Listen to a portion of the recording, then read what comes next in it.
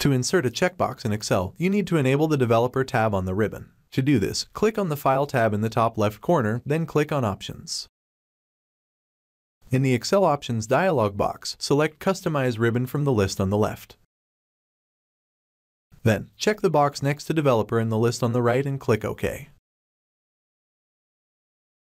Once you have enabled the Developer tab, you can insert a checkbox by clicking on the Developer tab in the ribbon and selecting Insert from the Controls group. From there, you can choose the type of checkbox you want to insert.